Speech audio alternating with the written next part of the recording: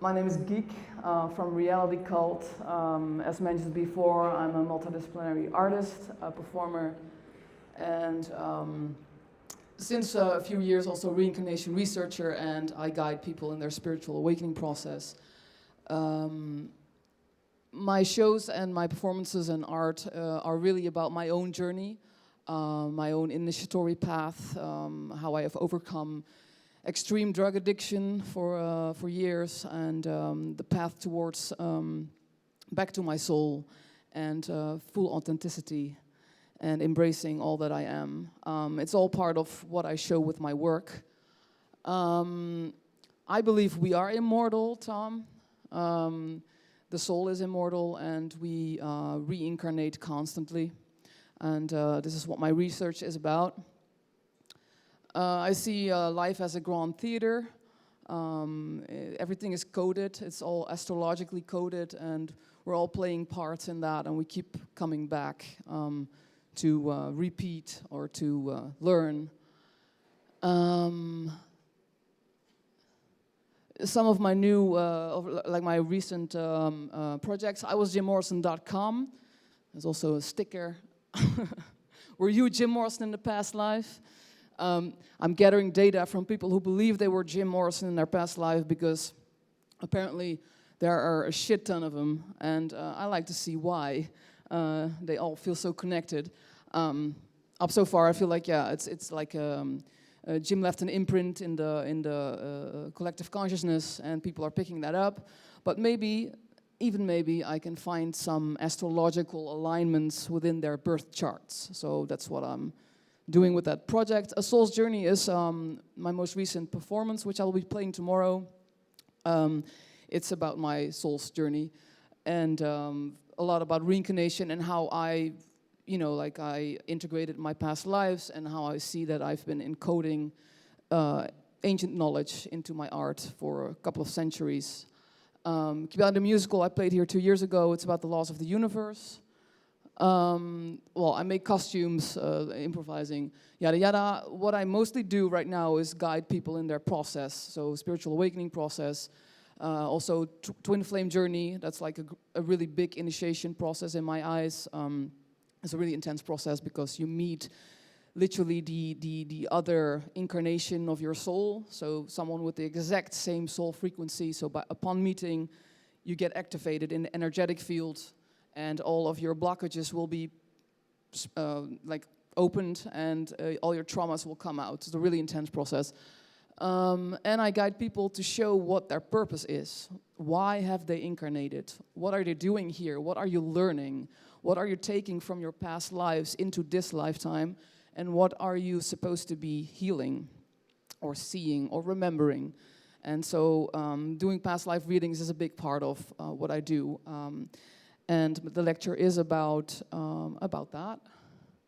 I've released some articles on Brains magazine about my method and about my reincarnation research. You can all find it on my website, which has also sections reincarnation research, and there I'm like publishing findings and interesting things. My journey into the method is, in short, I was a drug addict till 2012. I got sober, and spirituality has kind of like saved my life together with theater. So I started doing theater school, and the self-expression was needed in order to regain myself. Fast forward, like 2019, I found tarot, and at that time, I was still struggling with addiction. It's not so easy. I was just having a lot of relapses, not hard drugs anymore, luckily, but and the tarot kept me from being on the internet constantly, because that was like my new addiction. And I did like these kind of like rituals with myself, and I went deeper and deeper, and I could really connect with myself, and it was very powerful. At some point, I found a book, Past Life Tarot, and I started doing a reading on that, and it took like 3 or 4 hours. A shit ton of synchronicities, like almost constantly, like double digits, and just like my keyboard was typing by itself. It was all just very intense. And it led me to see that a lot of my lives are connected to Hermetica, the ancient teaching. Then in 2020, I moved to Leipzig during Corona, and I kind of followed my soul. I was homeless at that time, and I just went with whatever was presenting. And I arrived in Leipzig, and I was like, oh my God, I need to be here. My soul wants to be here. And I went on living on the countryside because I'm like extremely sensitive to the city and the radiation of the internet stuff. So I went on living on the countryside, and this is where I could go even more deeper within myself. And I started doing more of these past life readings. Also my most recent past life, because that has a lot of clues about my current mechanisms and my current kind of like blockages and traumas and the things that I'm struggling with. A little bit later, I met my twin flame, and as I mentioned before, that's like a really intense process because you literally meet your mirror, although he was a 20-year-old drug addict, and it was all, yeah, quite intense. And with the twin flame process, you know, you're one at the soul level, but you're polarized at the earth level, the energetic level. So there's always one of them is getting scared. They ran off. And the other one gets obsessed because, why are you running away from me? We're supposed to be together. You're my soulmate. But yeah, that led me to become like really obsessed with, why is he running away from me? What's going on? Like if I told him something or we had a conversation and he got triggered and then he wouldn't speak to me anymore. And then I wanted to know why. So I dived into past life influences, and this is how I found out several past lives together, also by myself, and the dynamic between us. It's always meeting each other, then a separation phase. And this formed for me like characters, the characters that I've been, and I had like vague stories of who I was, what happened with him and me. And during that same time, I was reading The Kybalion, the book. This is a modernized Hermetic book. And I started quoting the book and composing music around it, which turned out to be 11 songs. And I was writing a musical around it. And I used the characters of all the past life readings that I've done to become characters in the musical. And I was also like a 3-week bender process of writing, really intense, a lot of synchronicities and a lot of information that came to me and symbols that I all used in the musical. Later on, I figured out that stuff that I wrote in the musical were connected to my soul and like my past lives, like literal information on the internet. And I spoke to several channelers back then to confirm it, because those characters aligned with my readings that I'd done before that. So anyway, okay, so the method that I'm about to explain. So I mentioned earlier that I had like a past life reading tarot book. Later on, I found like a protocol online, like past life reading protocol, it's called, I guess. Basically, is a list of questions, a lot of them, like 40 or 50 or something. And the questions are to interview your higher self about your past life, or your querent's higher self.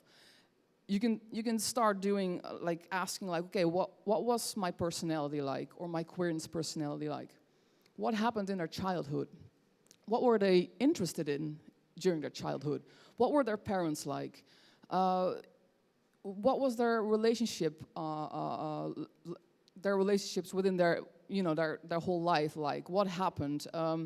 You can go into detail, and it's like a really intuitive process for me, because I used to use the protocol, but right now it's just really in the moment. Whatever comes up, and then at some point it's like, okay, I have the feeling you were an artist. Okay, ask the question to the tarot, like, was this person an artist?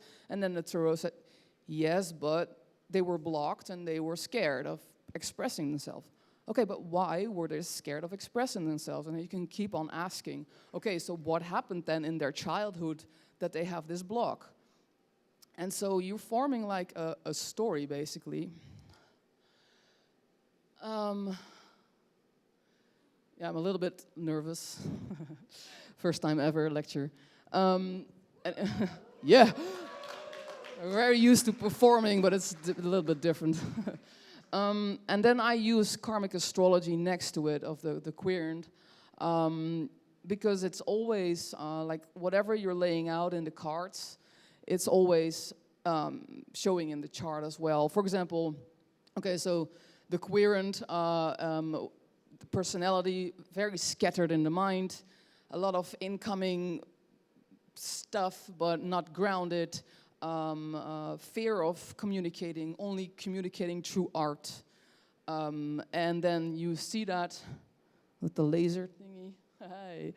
Chiron here, that's the wounded healer. It's like a karmic wound that you're taking from your past life into this lifetime in order to resolve it, if you become aware of it.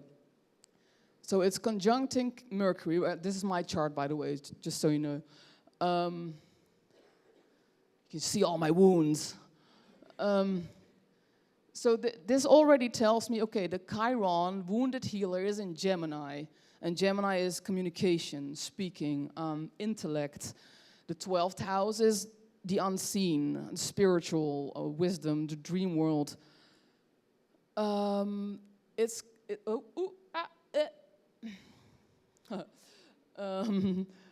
It's opposing Uranus and Saturn. Uranus in Sagittarius 6th house is kind of bringing flashes of insight, like philosophical insights, because Sagittarius is very philosophical, and 6th house is more like structure and routines and organized. But it's opposing this Mercury-Chiron situation in the 12th house, Gemini. So there's a lot of like chaos, and when I was younger, my mind was racing, was just, yeah, I can't even like, and this whole situation here led me to believe that my intellect did not matter. So, you know, in school I started at the highest degree, and within a year and a half I just dropped down like 5 degrees. I also didn't care and understand the school system, but I also did not believe that my intellect mattered really, and I just wanted to use drugs and party. But yeah, so this tells me the scatteredness, you know, the Mercury and the Chiron in Gemini, 12th house, a lot of incoming information, but not grounded. So when you're doing the tarot and you see the chart as well, you can always find as clues. And together, you're writing a story, also talking to the querent, because whatever you're laying out, like, okay, what happened during their lifetime, during their career? Okay, this and this and this happened. And then the querent will say, huh, are you talking about this lifetime? Because they recognize the themes, and that's because you're echoing, like literally you're repeating stuff. And you're repeating stuff because you need to remember, and then you need to learn to transcend whatever's holding you back. So talking to the querent will give you a lot of data as well. Whatever they go through in this lifetime is all important information because it resembles their past life self. So you can write everything down, also including the astrological placements, and you don't have to understand everything precisely because also I'm like, my memory sucks, so I really need to like write things down and use AI because, yeah, I just do that. And it works because you have this whole story now. The tarot and the astrology, they're telling a story. Also, you can ask the querent which place in the world they're attracted to, because that's also kind of a data point. Like someone is like attracted to Paris for some reason, but they don't understand what reason. They probably have some past life stuff there. You can also ask the tarot, like, okay, was this person in Paris? What happened there, etc., etc. Then you can throw this story in AI. I use ChatGPT, and then ask for a list of historical characters that resemble my reading. Now this is important because I've had many times people asking the same question, and I wonder maybe some people would wonder that here as well. You know, like if you look at my research, you see all these kind of like known people or famous people even. And then people ask me like, okay, but where is the farmer in North Dakota, or you know, the cashier in Amsterdam? These people will not come here for a reading. They will not be interested in what their past lives mean or what they're taking from their past lives. I feel this is what I'm experiencing, at least, is this the people that are interested in soul evolution, and these people have been going through cycles of learning already, and they remember a little bit, so they come for the readings. So the AI will give you a list of historical figures that resemble the reading, and the reading is very detailed, so it's very specific. And I always just Google the name, and then most of the time either I have like energy pouring in as like a confirmation, but most of the time the people tend to look like their past life selves. So I have some visual representation of it, also in the corner there where I'm doing the readings. And on my website there's a shit ton, but here some highlights. You can see the facial features, they're quite similar. You can see kind of their aura or their soul or their energy. It's pretty the same.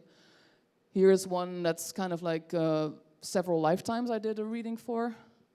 You can see how they slightly resemble each other. This one is quite recent. This one even indicates that although I don't know their most recent past lives, but the one that I found from centuries back is still resembling his face slightly.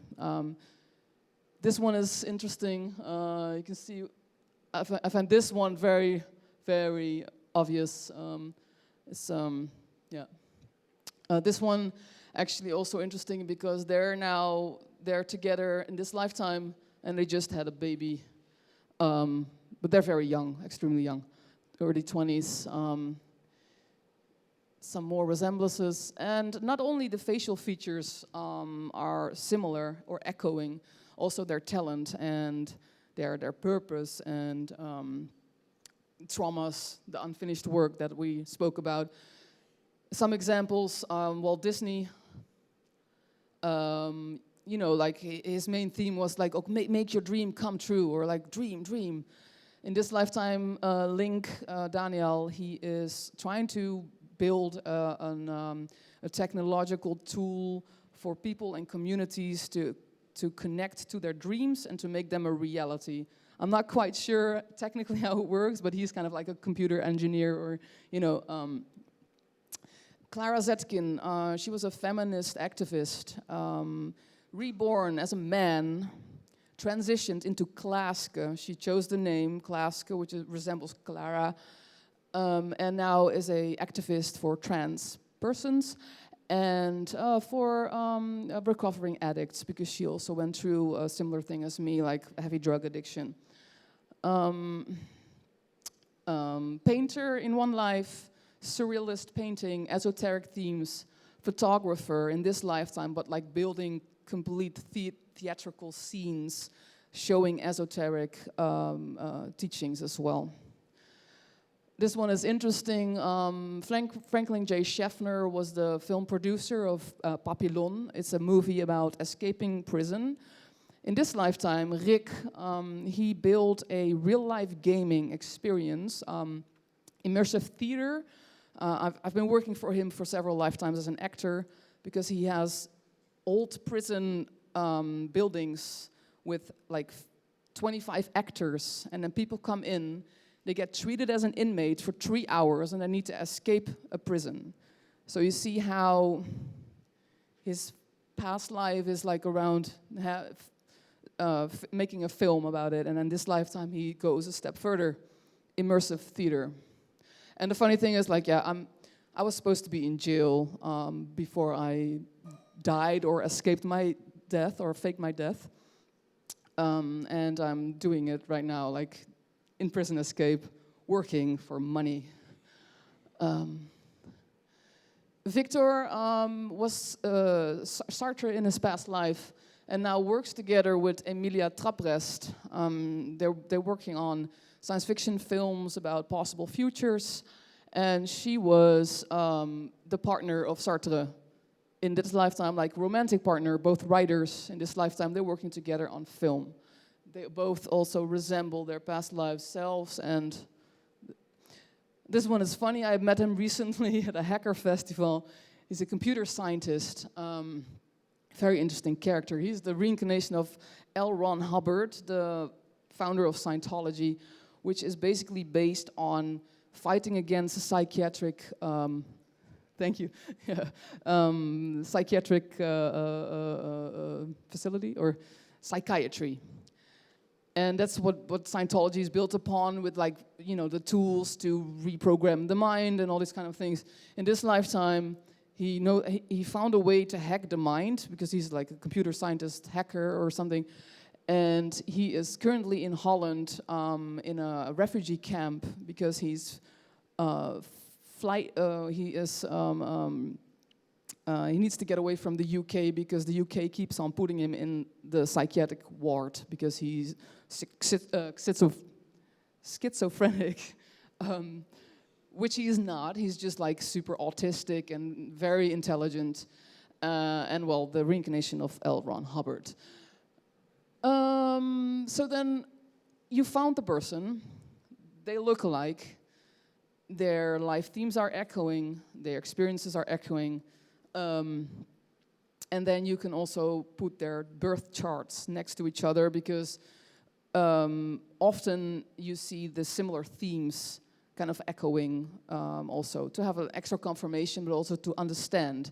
And you can go really deep with that. I did several, like, a really deep analysis, pages long, which I go through every single aspect and how that kind of echoes, and what you know, like, because you have AI and you can you just like search for the aspect or the placement, excuse me, and ask AI, okay, what happened in their past life that brought them this wound or this placement, to really understand where it's coming from.